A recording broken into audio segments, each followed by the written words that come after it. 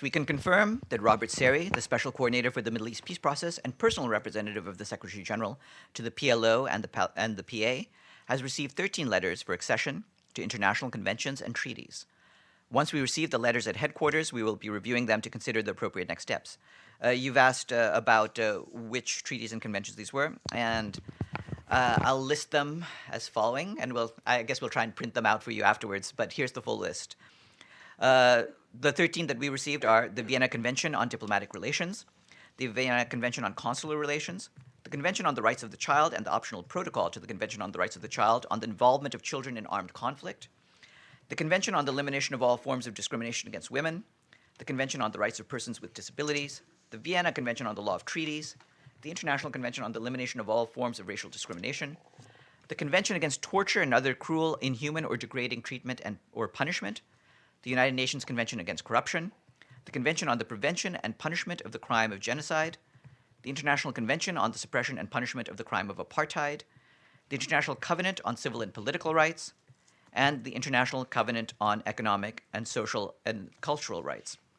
And we have been informed that accession letters for the following conventions were submitted respectively to the Swiss and Dutch representatives to the Palestinian Authority, and those are the Fourth Geneva Conventions of the 12th of August 1949 and the First Additional Protocol for the Swiss, and the Hague Convention respecting the laws and customs of war on land and its annex, regulations concerning the laws and customs of war on land for the Dutch.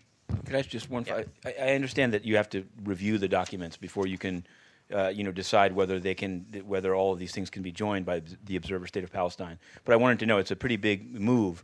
Does the Secretariat, or Secretary General in particular, does he have what is it? Not his legal view, but his view of the move. Does he have any comment at all on it? Well, regarding that, and regarding the impact of this on the situation in the region, the Palestinian leadership, including President Abbas, upon signing the accession letters on Monday night, has repeatedly emphasized that it wants to continue the negotiations with Israel that started in July 2013 under U.S. auspices. We hope that a way can be found to see negotiations through until the scheduled end of the 9-month timeframe set to expire on the 29th of April. The goal remains to arrive at a substantive basis for negotiations towards a comprehensive peace agreement on all final status issues. Yes, Masood.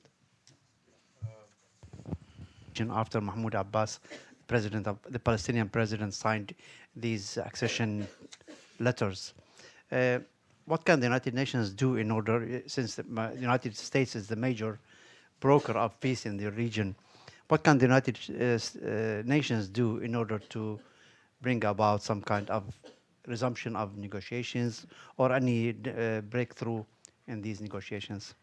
Well, as I just mentioned to you, Mr. Seri did meet with people on the Israeli and Palestinian sides today. And by the way, Mr. Seri does expect to meet with the Secretary General and talk to him firsthand about the situation tomorrow. But beyond that, as I just said, we do hope that a way can be found to see negotiations through until the scheduled end of the 9-month time frame, which is set to expire on the 29th of April.